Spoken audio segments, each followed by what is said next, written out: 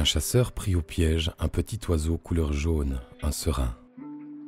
Il allait le tuer pour le faire cuire, car il était tiraillé par les cris de son corps en dépit de la maigre prise lorsque le petit oiseau s'adressa à lui. « Regarde-moi, je suis minuscule et maigre. Tu ne feras de moi qu'une bouchée. Laisse-moi la vie sauve et je te révélerai 3 vérités qui te seront utiles dès demain et tout au long de ton existence. » À cette époque, en ces temps reculés, les hommes et les animaux terrestres avaient l'habitude de se comprendre et de parler ensemble lorsque la nécessité se faisait force de loi. « Comment te croirais-je » répliqua le chasseur.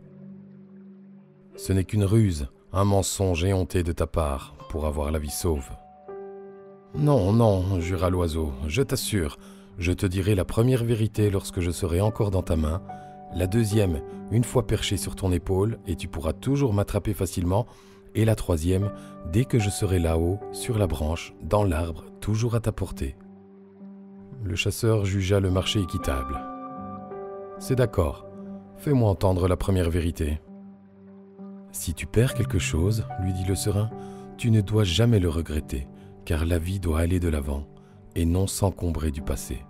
Que demain ne soit pas l'otage d'hier, car vivre dans le passé, être dans la nostalgie, c'est oublier le présent et se fermer les portes du futur.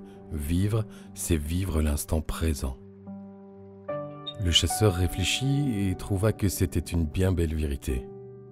Combien de gens ne cessent de ressasser le passé? Avant, c'était mieux, et il en faisait partie.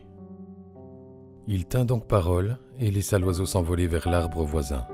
« Si l'on te raconte quelque chose d'absurde ou d'invraisemblable, lui cria le serin, refuse toujours de le croire, à moins qu'on ne t'en donne une preuve éclatante.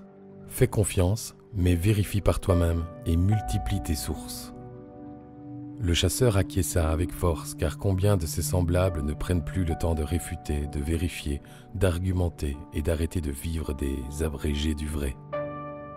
Sur ce, l'oiseau s'envola hors d'atteinte et commença à rigoler, à rire et à se moquer du chasseur. « Comme tu es bête, et comme je t'ai bien eu, sache qu'il y a dans mon cœur 2 diamants pesant chacun plus de 50 grammes. Non seulement, si tu me tuais, ils étaient à toi, tu serais riche, et en plus, tu te serais fait plaisir en te délectant de ma chair tendre et parfumée. Mais tu m'as laissé partir. » Fou de rage, le chasseur s'en arracha les cheveux en regrettant de ne pas avoir tué l'oiseau. Puis il dit au serin: « Je le savais, tu vois, la vie n'est qu'un mensonge, mais au moins, tu as la vie sauve. En contrepartie, révèle-moi au moins la 3e vérité. » « Pourquoi faire ?» lui répliqua le serin, « puisque tu n'es qu'un idiot qui ne met pas en pratique ce que nous venons de dire. Je t'avais dit de ne jamais rien regretter et tu regrettes déjà ton geste de m'avoir libéré. Je t'avais dit de ne pas croire des choses invraisemblables et toi, tu as cru qu'un petit oiseau comme moi, qui ne pèse pas plus de 15 grammes dans ta main, peut renfermer 2 diamants de 50 grammes? Pauvre fou! Mais voici tout de même la 3e vérité qui te concerne plus que tout autre et concerne tous tes semblables.